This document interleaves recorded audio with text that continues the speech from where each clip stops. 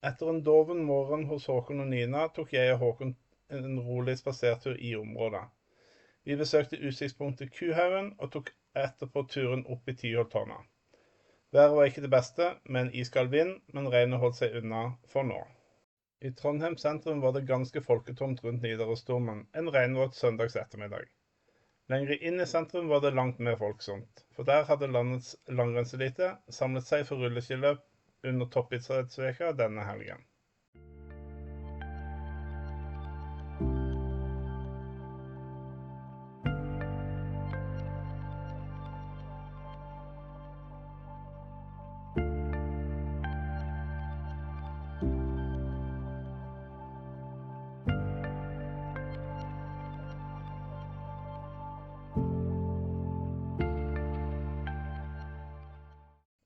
Etter en god indisk middag var det på tide å ta seg ned til Trondheim sentralstasjon.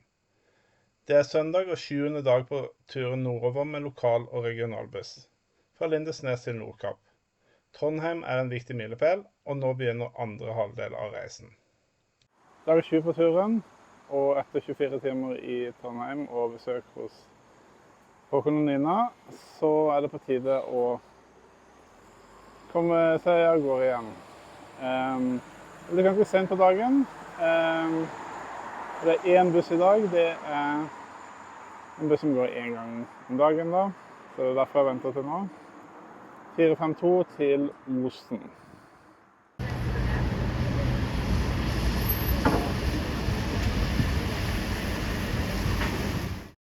Bussen var godt over halvfull da vi kjørte i en labyrint ut av Trondheim og til slutt fant hovedveien videre til ferjekaia på Flakk. Som de 2 forrige dagene på turen min, var det også i dag av og på med yr og regn.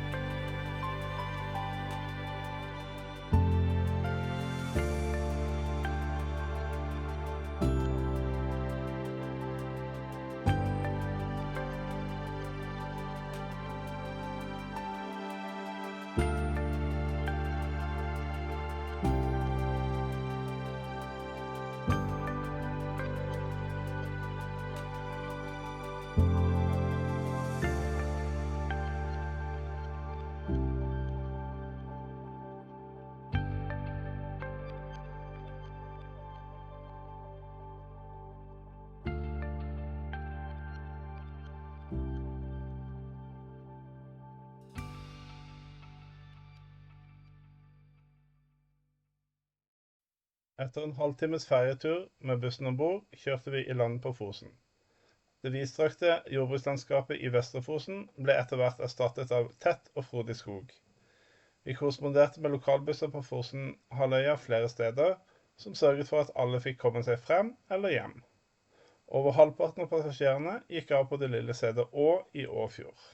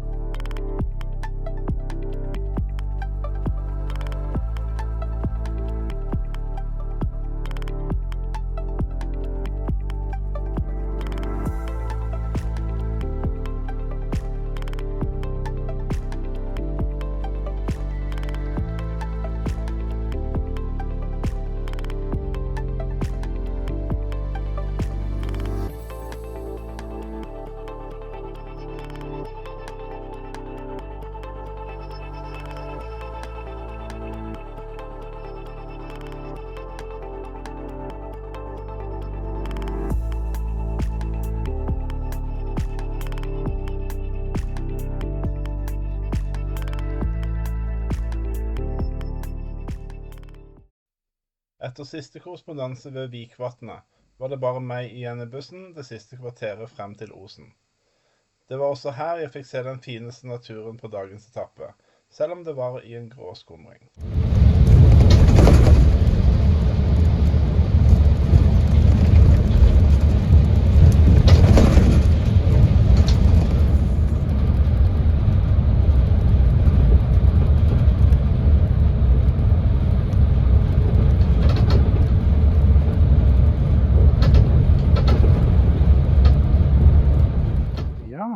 Da har jeg kommet til Osen etter 3,5 timer busstur fra Trondheim.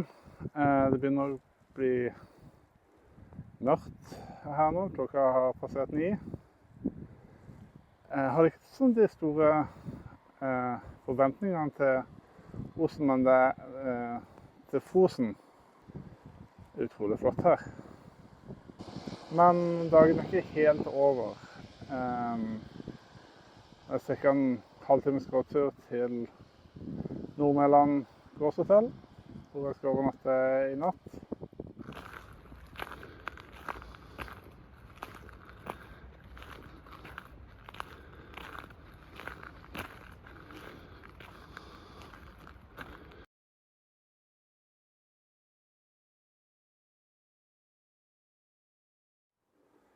God morgen, klokka har blitt 9. I dag så skal vi fortsette videre nordover. Den første bussen er egentlig litt mest spent på. Det er buss nummer 490. Den går 4 ganger i uka. Mandag, onsdag, fredag og søndag. Det er heldigvis mandag i dag. Så den skal komme om ca. 15 minutter.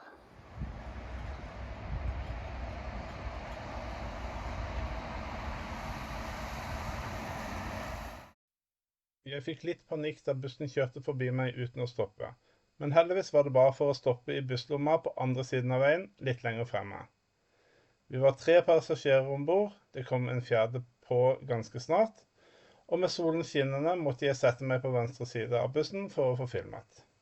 Dermed gikk både jeg og filmen glipp av det fineste naturen, som var på høyre side.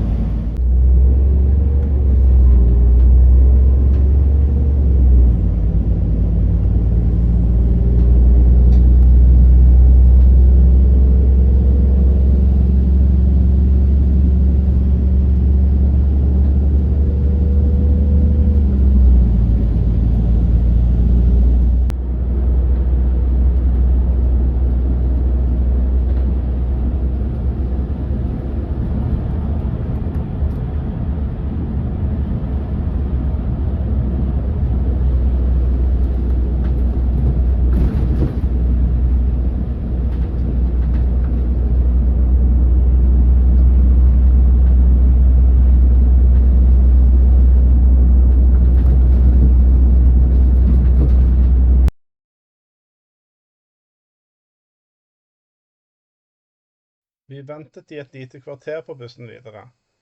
Jeg tok turen ut i finværet, mens de andre passasjerene ventet inne i bussen. Reisen langs riksveien til Namsos gikk raskt unna, og vi var fremme ved lunsjtider.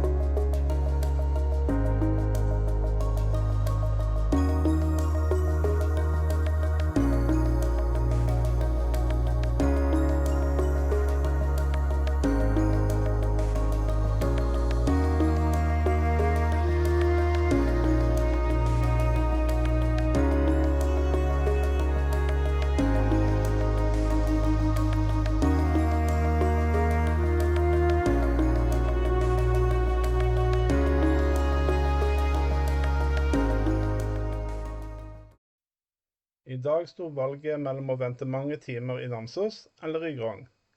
I Namsos var det langt mer å gjøre, så valget var lett. Jeg spiste lunsj på et bakeri i sentrum, besøkte Folkebiblioteket for å få oppdatert meg på nytt fra jobben, og så gikk turen til Namdalsmuseet. Det var jo mandag denne dagen, så museet var dessverre stengt. Jeg kunne likevel gå rundt på tunene og se på husene der, og det var et fint sted å tilbringe en times tid.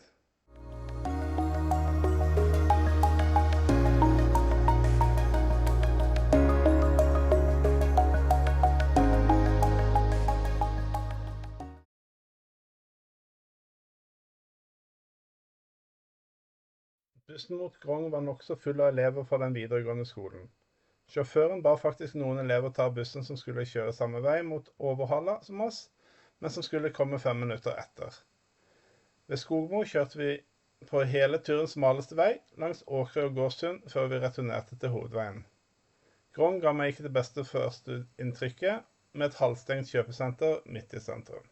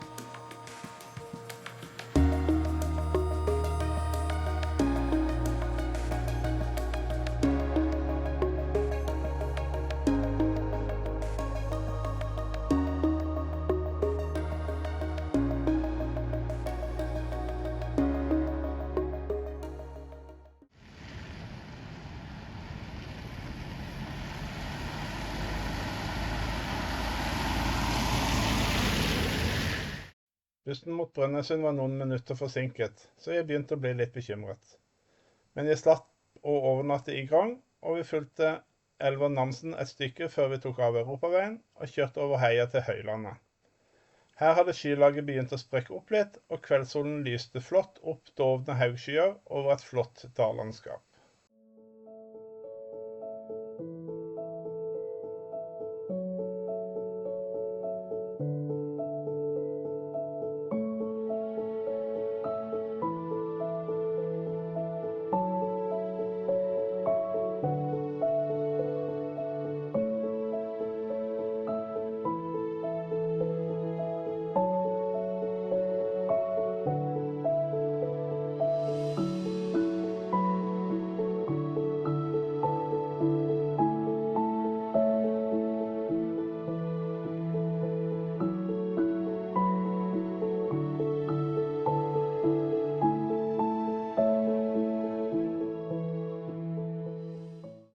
Landskapet holdt seg nokså likt videre nordover, men der hadde ikke skyene sluppet taket helt ennå. Etter en busskorrespondanse i Foldereid passerte vi snart inn i turens 7. fylke, Nordland.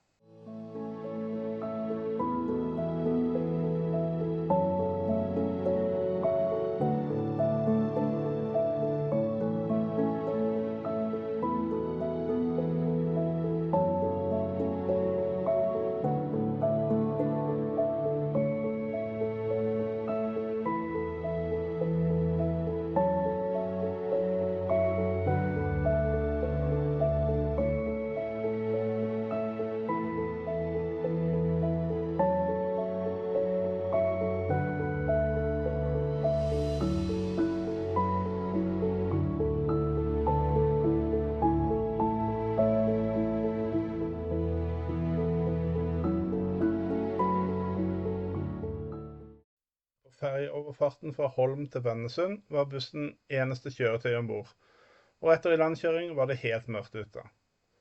Det var fortsatt nesten en times kjøring til Brønnøysund, så ankomst til Brønnøysund like før 11 var den klart seneste ankomsten på turen. Ja, da har klokka blitt 11:05. Jeg har vært her i Brønnøysund nå i 10 minutter. Hotellet ligger rett ved busstasjonen, så det var ganske praktisk og greit. Nå skal det bli godt å få en god nattsøvn. Jeg er opp relativt tidlig i morgen, i hvert fall for meg. Klokka 8:30 så går bussen videre. Heldigvis fra samme sted rett utenfor her.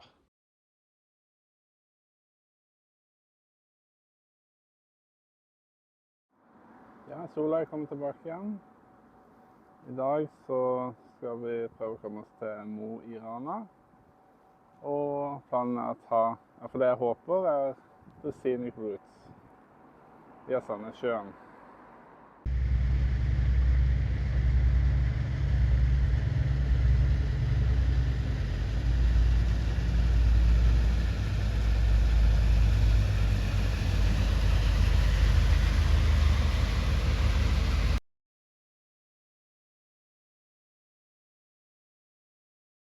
I den opprinnelige reiseplanen min skulle jeg ta den korte veien til Mosjøen, men med et slikt vær er jeg sjeleglad for at jeg tok turen via Sandnessjøen.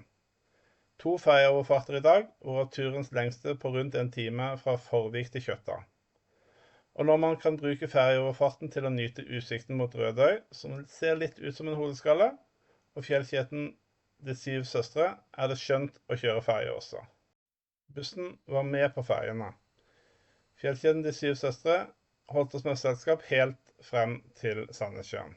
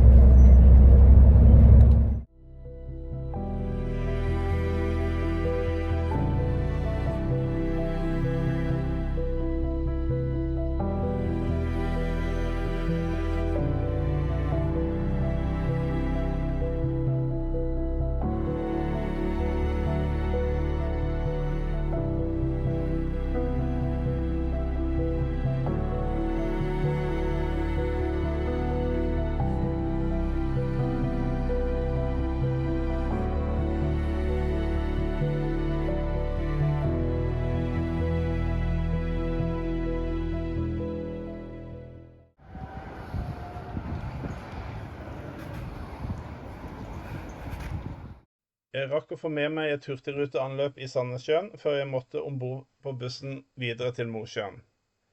Vi kjørte over den flotte Helgelandsbroa og langs nye veier til Mosjøen. Dette er en av faktisk hele 6 bussruter på turen, som tar meg lenger sør enn utgangspunktet. I Mosjøen hadde jeg et par timers ventetid, og med nesten 20 graders varme og strålende sol var det absolutt perfekt for en tirsdag.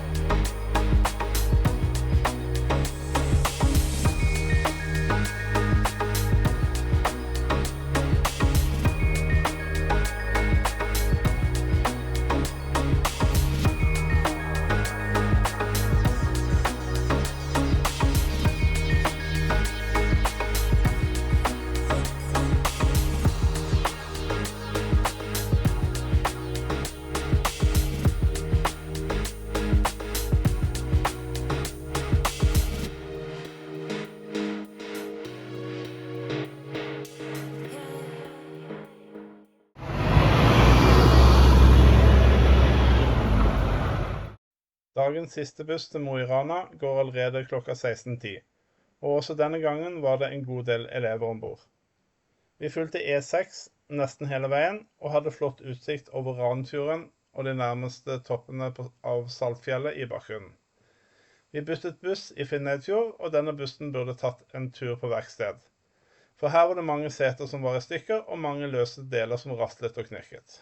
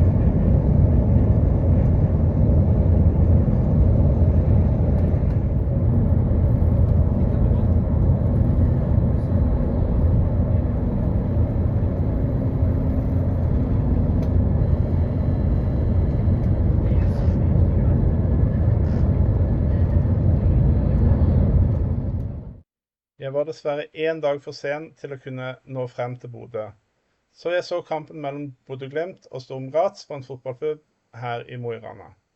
Stemningen var god fra start av, og selv med knepent tap ble det mesterligafotball i Bodø denne høsten.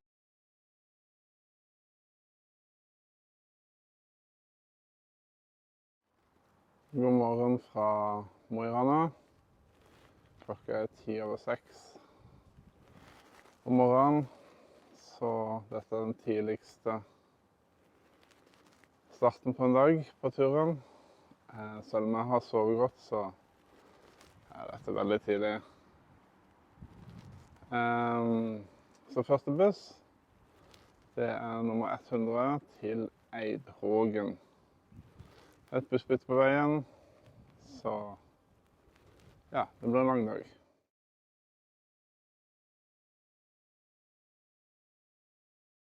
Fin morgenstemning langs veien vest fra Mo i Rana. Utsikten fra den andre siden av Ranfjorden var omtrent like fin i morgenlyset, men det ble først ordentlig vakkert da vi kom ut til øyriket. I Stokkvågen var det 10-15 elever som ventet på min buss for tilbaketuren til Mo i Rana.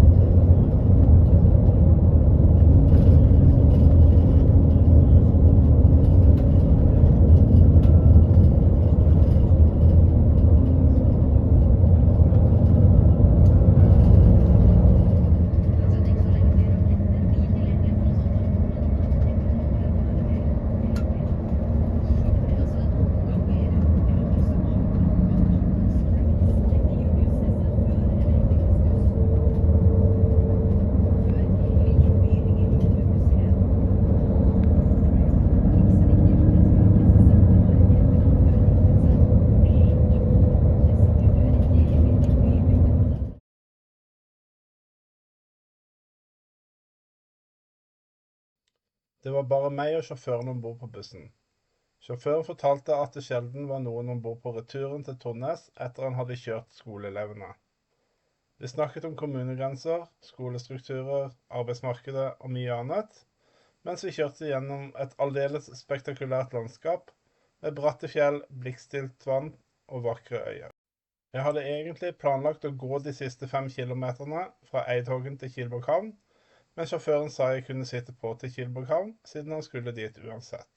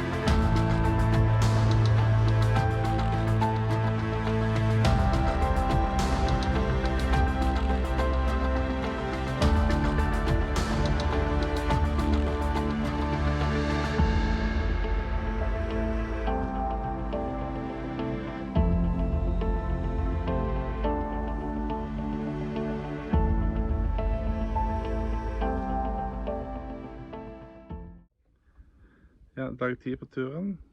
Jeg har vært her i Kjellborg havn i litt over en time. Jeg har tatt meg god tid til å nyte det flotte været. Men det er altså i dag at jeg må jukse litt grann når det gjelder reisen med lokalregionbusser. For mellom Mo i Rana og Bodø så er det litt utfordringer.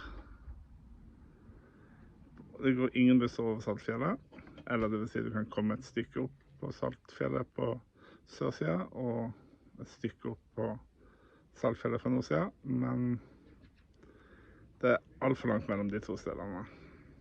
Derfor tar jeg kystveien, og der går det ikke busser hele veien. Nå fra Mo så fikk jeg sitte på med en hyggelig bussjåfør som etter han hadde vært på Tonnes kjørte meg ned her til Kjellborg havn. Vanligvis hadde det vært en 5 kilometers gåtur, men jeg kunne ikke si nei til det.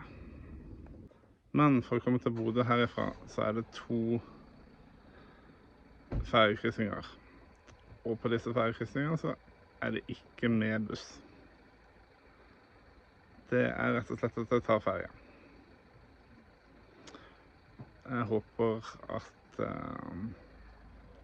det er noe som blir akseptert av de som ser på. Men hvis ikke så er det jo her turen ryker.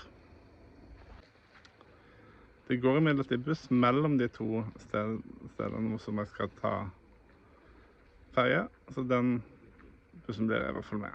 Den går først klokka 3, så frem til da så er det bare å nyte finværet her i Kjellborg havn, og så senere ta ferge over til Jektvik. Cirka 50 minutter, så får vi se hvilken ferge jeg tar. Det er i hvert fall veldig godt i solveggen her.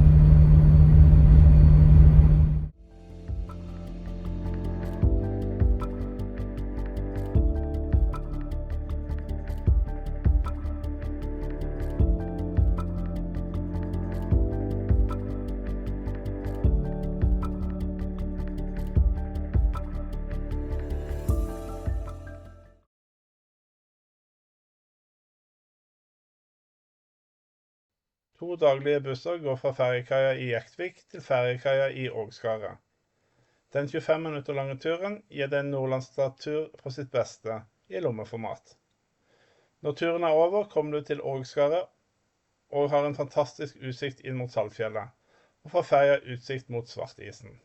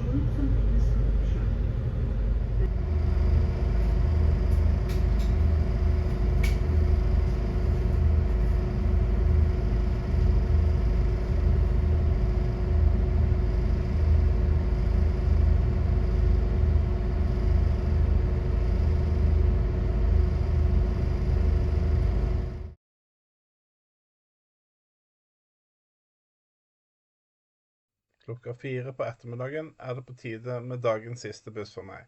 Rute 200 frem til Bodø. På en dag med mange naturopplevelser er det beste spart til slutt. På strekningen mellom Halsa og Svartisen-tunnelen var naturen helt ubeskrivelig vakker, og det ubestridte høydepunktet på turen. Med fjorden i forgrunnen, Tindene bak og Svartisen helt innerst var det som en drøm. Jeg må tilbake hit for å oppleve stedet og nyte naturen på en helt annen måte enn når jeg farer forbi i en buss i 70 km/t på svingete veier.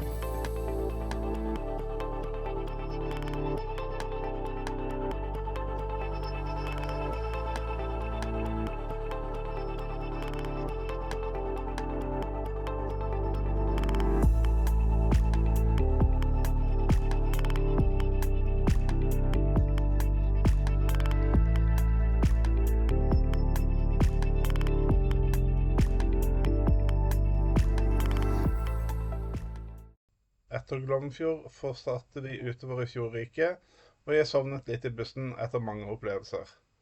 Jeg våknet i god tid innen vi kom til Saltstraumen. Resten av turen inn til Bodø gikk over broer mellom øyer og fastlandet, men med Tindene i horisonten.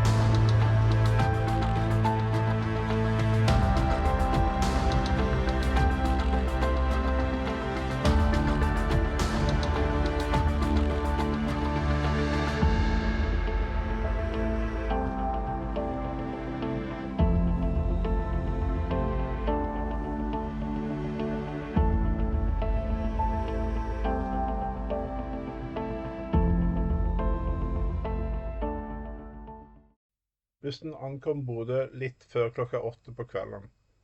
Etter å ha sjekket inn på hotellet, gikk jeg en tur i Bodøs gater og opplevde solnedgangen ved Molobukta i sentrum. Det var en lun og fin sensommerkveld, og solnedgangen lyste opp byen i mange vakre farger. Jeg hadde lagt inn 2 pausedager på min tur fra Lindesnes i Nordkapp, og jeg tok den første her i Bodø. Det skal bli godt med en lang morgen, og ikke minst å sove i samme seng 2 netter på rad.